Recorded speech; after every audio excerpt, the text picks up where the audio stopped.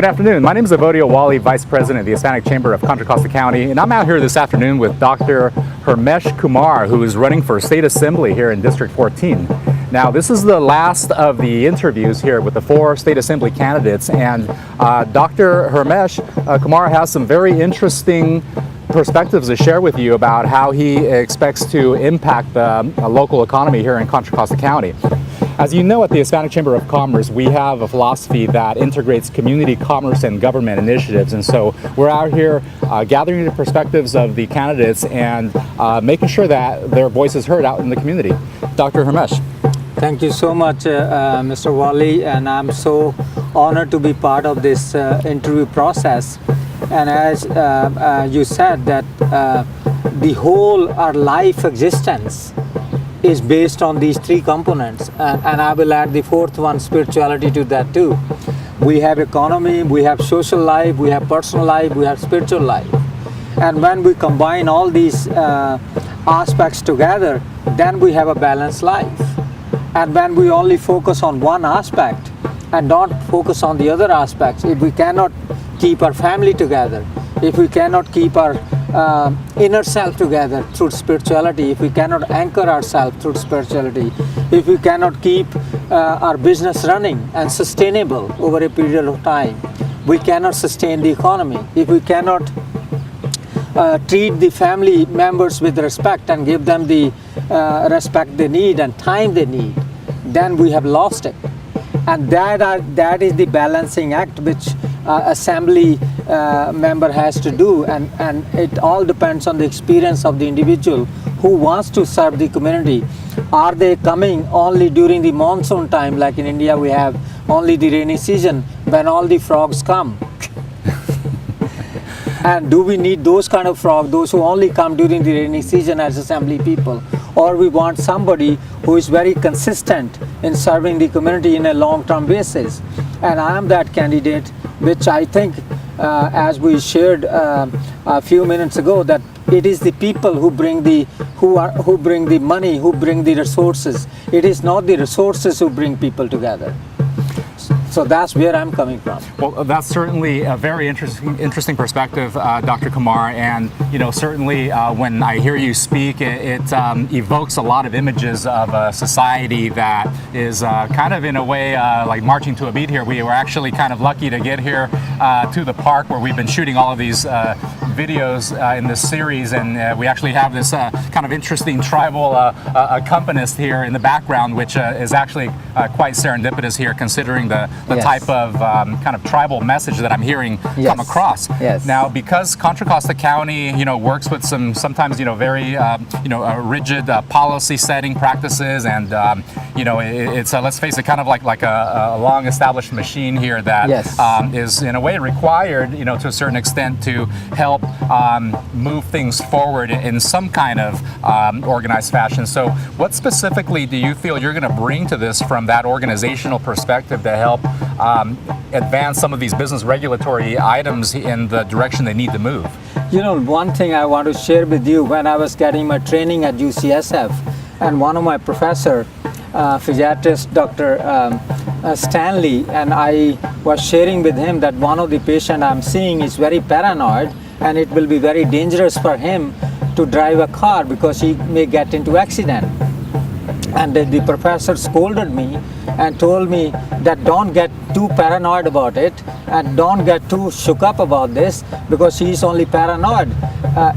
He may, when you bring things may, it defeat the purpose. We want to empower him to drive so that he doesn't think that way. He become more safe when because we need to see him act in the community, not restrain him. And sometimes in the mental health field we use this analogy that there is sometimes too much analysis leads to too much paralysis. And that's what has happened with our institutionalizations which we have created in the city and county and state level, and we focus more on the mechanism, how to operate that machinery, rather than focusing on the people, those who are operating that machinery. Well, that's very interesting. So what you're saying here is that basically we're making it more complicated than it should be. And if we were to focus on the individual needs of the people and really drive things from the perspective of what the people want, that everything else would follow. Yes. So that's certainly in alignment with the Hispanic Chamber philosophy, that with a strong community you have strong business, and that business needs strong connections with government so that you institute policies that eventually create a healthy society. So I treat the government, why do we need the government? Because my Republican brothers and sisters, they are saying we don't need the government. We need everything freestanding, or we need only limited government. But when they need the Medicare for their family members, then we need the government. And that kind of message, when we're speaking dual language, we do sometimes speak in a paradoxical way, but sometimes that paradoxical way also distort the overall holistic perception we have. And in this way, when we are trying to accomplish creating a good business community, and we need the government to regulate that business, but we shouldn't regulate to the extent that the whole business feels suffocated and there is nothing left for the owner at the end. Yes, there is a compartmentalization which we need to do at times for big corporations, those who have vast wealth resources, and they are dumping those resources in Panama and other countries. We need different set of laws for them. We need to remove those loopholes. But for small business owners, those who are running a small restaurant or small grocery store at a local level, we need to empower them. We need to give them tax incentives. We need to give their employees some kind of incentive so that they could retain the employee. If county and government agency and big corporations are paying $15 an hour and small business owner cannot afford to pay $10 an hour, how do we bring them at par? Right now our system is created for the big corporations. Even the Chamber of Commerce at the national level and the state and local level, they are catering to the people, those who have more resources, rather than people those who work hard 24/7 a day. You know, we need to promote those people and give them. And I have, including my parents, they ran a small business in India, and they ran a small flour mills, and he never had any vacation for last 40 years when he was doing the business, until we became adult and started doing our work. Then we brought our parents to live with us because they invested in us, and now it was our time to invest in them. And those kind of thought processes, we need to create that kind of mental set. Right now the mental set is with our MBA students. Let's create the bottom line. Let's create the bottom line. And bottom line is the only thing which we focus on. We don't focus on the overall picture, how we get to that bottom line. Do we get to that bottom line by killing other people? We're spending every $100 we invest in our property taxes to bring local services to our community, we only get $10. $90 are grabbed by the state. We have state policies with AB 109 funding we got here. That funding was to provide housing, job training, and mental health services to people, those who came from state prison to the county prison. We got $118 million. Out of $118 million, only 12% went to the real services. 88% went to the whole bureaucratic hole we have created in the county. And sometimes the bureaucratic hole which are created by these bureaucrats, they have no clue how the community thinks. And they have made them so arrogant the way they interact with the community. And we need to bring those services back to the community.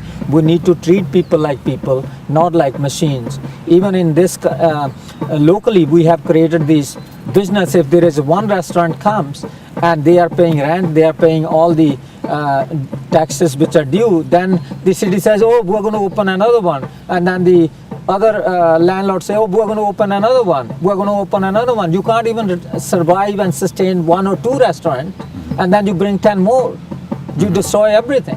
So we need to think locally, even though we need to think globally, but we need to act locally, because if we don't act locally, even though I'm going to represent the state if I get elected to the assembly, but if I don't take care of my constituency And if I don't take care of my family when I go home and I'm not able to sleep, what good it is going to do to me? And the same thing with the state government. We need to create the real services for local people and for real people, because government is like a parent. Sometime in the family we have 5 siblings, and one child is so extraordinary. God has given him that gift to shine and achieve the best to the potential he or she is given by God. It's not people created that potential, it's God's creation. And then 3 kids or 3 siblings are not able to excel to that level. What does it mean? The person who is given that God gift, he shouldn't feel or she shouldn't feel so arrogant that they have become so powerful. They need to think about other siblings, those who are not able to make to that level. We need to add our resources to their resources so everybody enjoys the fruit of the labor. And every family member enjoys the same. Same with the government at the state level. We need to create services for everybody, not only for those who are high achievers. And we just saw the incident 2 days ago in UCLA.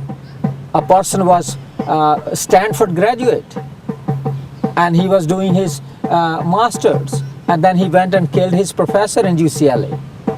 Even though he was from India, but his level of thinking, sometimes high intelligence doesn't produce wise people, and more education doesn't create more resources. It creates more arrogance at times, and we need to reduce that, and government is there to reduce that and work with the people. Well, that's certainly a very holistic approach that you have to approaching the state assembly position, and given that we have a very complicated legislative structure here within Contra Costa County that drives policy and helps this local economy function. What are some of the areas that you feel are needing some immediate change, and how do you expect to personally come into the state assembly position and actually drive impact there? Yeah, this is a very good question. As you know, look at the services people need. What are the needs of the local community right now? If your father or mother are elderly and they are afflicted with dementia or chronic mental illness or some other kind of physical illness, cancer for God's sake, and when they need the services, how much services we could provide to them at local level right now? And that we need to look into that. How much, if your children needs education, are we able to provide them the quality education? If our children needs sports activity, are we able to maintain the sports arena or the grounds here, playgrounds in our city or at local level? We need to look at those services. Who provides for those services? And who provides for healthcare services? We are spending so much money on our healthcare system, but when you go and see a doctor doesn't have a time to see you. I'm paying $1,625 a month, my own health insurance premium with my wife and my daughter, $1,625. And when I need to see, my daughter was sick, we need to go and see the doctor. They said, oh, we don't have time, go to the emergency. The same thing happening with our police services here. We spend $1 million a week on the police force in this city of Concord, $1 million a week. And when my house got robbed or somebody's car got stolen, you get a call from the police department, you call them for service, and they said, sorry, we don't have enough police officers on the street. Why don't you go online and report your crime? If we're spending $1 million a week on the police force. $1 million a week. $1 million a week. And still we don't have enough police force. Something is not working. Every private business owner have their own security guard on top of the $1 million we're spending on police.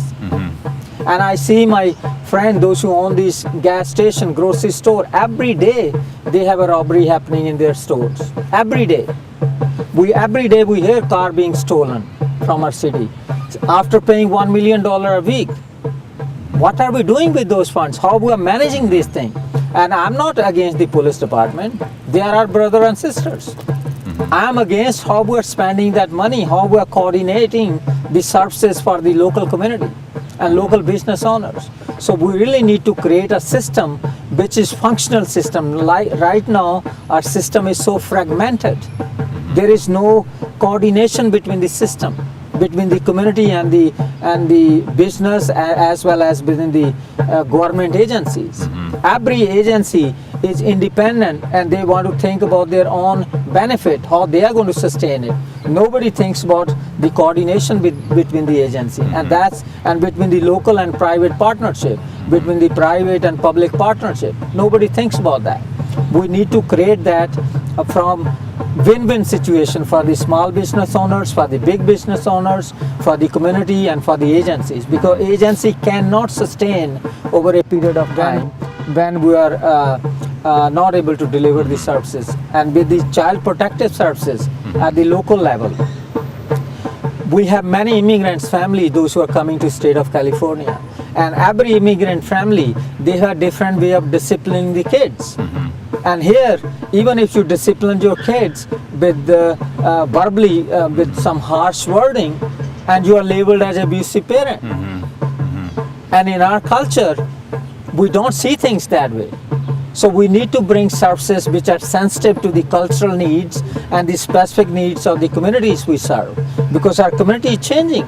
In the Contra Costa County, we have 42% mainstream white Caucasian voters, and 58% are ethnic minorities, whether they are Afro-American, Hispanic, Asians. So we need to cater our services based on their needs, not based what we perceive. We are becoming the policeman of the world, going anywhere in the world and bombarding. Every day, every hour, you and me, we are spending $1,000 every hour to keep our military in operations. The money we have spent in Afghanistan and Iraq, $1 billion could sustain the city of Concord for 1,000 years. We have spent 1.57 trillion in two countries. What are we getting? We have made millions of women, those who are widows, millions of children, those who are without fathers, millions of children, those who are homeless, and then we create the democracy in the world. What kind of democracy we're creating? So we need to think globally, and we also need to think, if I'm annoying my neighbor on a constant basis, I'm creating problem for my neighbor. One day that neighbor is going to get back to me. If I want peace in my house, I need peace in my neighbor's house. Sure. So that's a really interesting perspective. What I'm hearing is certainly that, coming from a clinical psychologist profession, that you see the way that we manage our current societal affairs as being something just really attributed to what we have inside, and that's where our perspective comes from. And so, yes, certainly, when you look at it from a macro perspective, the local challenges just seem to be kind of amplified, into this other behavior you speak of. So bringing it back down here to Contra Costa County, when you speak about, these certain things that are kind of along the line of like sort of like an ailment, in how we look at problems and the integration of these agencies, what specific legislative action would you support in order to get us closer to this more unified way of running things that you envision? First thing is, we need to all, like we have in the AA meetings, first we need to admit that we have a problem. Sure. And that's what we need to educate the community, saying that we have a problem here. And my whole agenda is to make the community aware of this. Once we know that we have a problem of affordable housing, our children are not getting admission in our own local universities, foreigners and outside people are getting more admissions, and our public universities are giving admission to the more outsiders because they bring more money. And we need to look at these issues. Affordable housing, rent increases, people those who are making ends meet. A one-bedroom apartment has gone from $600, $700 to $1,800 in the city of Concord. And our leaders in city of Concord, they wanted to provide some boost to affordable housing and rental units in the city, and they have decided to open up the single family homes to develop 640 up to 640 square feet in-law unit. And on the one hand, their intentions are good, they want to create more housing, but at the same time they are suffocating the initiation process by charging $16,000 fee to just connect to the water meter from the sewer line. $16,000. And that's kind of mafia acting. You know, if you are encouraging people to build these in-law unit, and we are already paying for the water, we are already paying for the electricity on a daily, we are already paying property taxes on that property. Why do we need to pay lump sum? Yes, we do need to pay for the connecting fee, whatever it takes to connect. Maybe $200, $500, you call the plumber and ask him how much it will cost to put a pipe from that main sewer line to our line. And you charge that much money, not $16,000 for that. And then on top of that, they charge city permit, $36,000 to develop a 640 square feet in-law unit in the house. So we are speaking from both angles. Sure. We need to speak clear language, and if we speak, we need to kind of put our actions where our mouth is. And most of the agencies and most of these politicians, they want to say, oh, they are doing good work for the victims. They are doing good. I want to prevent the victimization. I don't want to work for victims. I want to reduce the victimization and victims in our community. And we have increased the number of victims in our communities rather than increasing the number of people, those who are really treating other people with love and nurturance and care and whatnot, and to create harmony in the community. And that's where my agenda is. Well, those are clearly some very actionable items, and considering that we're working from a lot of analytics here and things that you've been observing over the course of time, if you were to approach this, let's say from a job interview perspective, what would you say would be your 90-day action plan? I mean, what are some of the things that you would immediately kind of jump on coming into the State Assembly? You know, most of our resources are being drained into tackling the issue of homelessness, tackling the issue of mental health services, tackling the issue of low affordable housing inventory in our local communities. My agenda will be fold. One, I need to tackle immediately. We have seen over and over again in San Diego County, in San Francisco County only 2 days ago, that once we provide services to the homeless, in the long run we save millions of dollars. And I want to focus on that at the local level, because our businesses are suffering and people are suffering, and it creates more anger in the community when they see, because it also brings more of guilt in people's mind. Why these people are wandering in the streets and stealing things from us. And drug addiction is a problem. And mental illness is a problem for these homeless. We need to bring services to them. And the second is affordable housing. I would like to have a bond which will provide housing to our seniors and housing to our low-income families. And I'll provide, we are seeing bonds from these politicians, from the schools, from the universities, but there is no bond which solve people's problem. I'm a problem solver. I'm not a problem creator. And we need to solve problems where problems are happening, not in the imagination of these politicians, what they are creating. So I would create a bond which will provide payroll tax incentives to small business owners, those who are doing mom and pop stores, and I will provide to 6-bed facilities which are being shut down some payroll incentive to them. I will create services for the homeless and for the mentally ill, so that our resources are not drained, and I will try to reintegrate our police force into serving community rather than supervising and policing the community. We call community policing, but the idea of a community policing was that you are part of the community.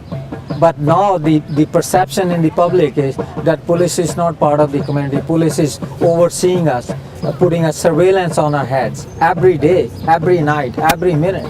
We need to stop that.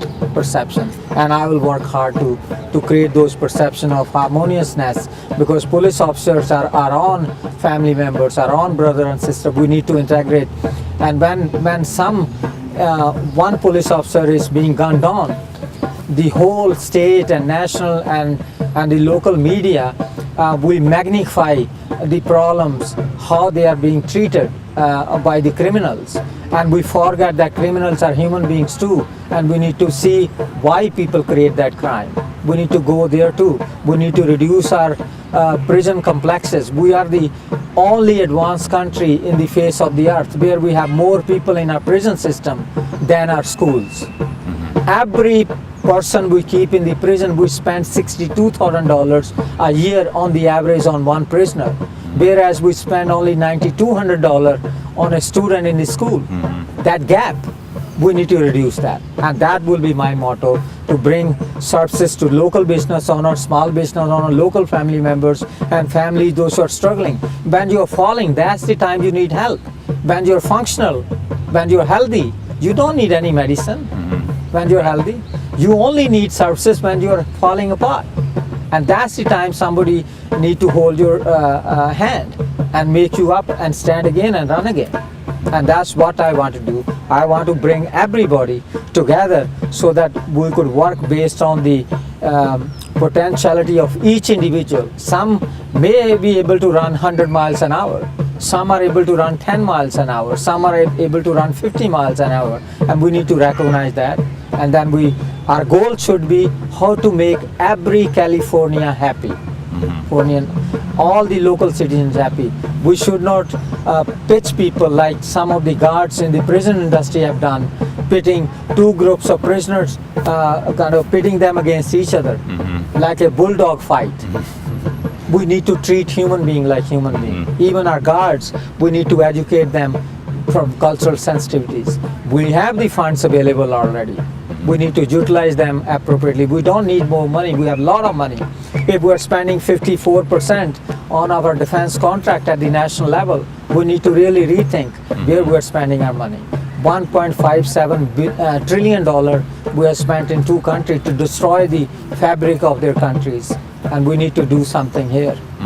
Locally. Yeah, well, that certainly sounds like a very interesting approach to an ethical and responsible fiscal policy, and how you could enact this plan. So can you tell us what exactly makes you qualified to really drive this plan into action? Can you tell us, what is it about your experience that should give the public confidence that you're the guy for this job? I'm clinical neuropsychologist by profession. I run my private practice. I also run affordable housing for people with mental disability and senior with dementia. And I run my business. I struggle to pay my bills on time. I know how to pay the payroll tax. Sometimes I have to see if I could pay my employees or pay my payroll taxes. I struggle on a daily basis, but I keep the balance. And sometimes this economy, which has kind of put all of us a little bit into kind of shaken grounds during last 5-6 years, and I got hit very hard by the economy, but with God's grace and people help, I'm picking myself up, and I have seen the worst of the worst, and I have seen good of the good. So we need to, I am ready to face the, I know how to make the payroll, I know how to make the employees happy, I know how to make, deliver the services in a more humane way. Sometimes it's not the money which I get after providing the service. Sometimes it is how I feel and how the people feel with whom I am working and my employees. Some of my employees, I'm not even able to pay them on time at times, but they don't want to leave me. They are with me for 16-20 years. It says something about the dedication and loyalty of those employees, and also how good they feel and how good and blessed I feel in their presence. So I have the know-how, I have the skills to make things work, and I know how to kind of manage the business at the local level and at my level so that I don't overspend. And we need to stop overspending by the state and invest in our future, in our kids. That's why I have a slogan, let's vote for a better future, for a future generation. Well, Dr. Kumar, thank you for coming out here. It certainly sounds like you have a very holistic approach here to including everyone at the discussion table, and that's certainly what the Hispanic Chamber of Contra Costa County would like to support. So thank you very much for your time. Thank you so much, and we need to create more wisdom operational institution rather than and small business owners. We need to really promote our local business rather than the business those who are taking local money and investing somewhere else. We need to invest within our local communities and local business owners. That certainly sounds like a very excellent approach. Thank you again for your time. Thank you so much. Thank you.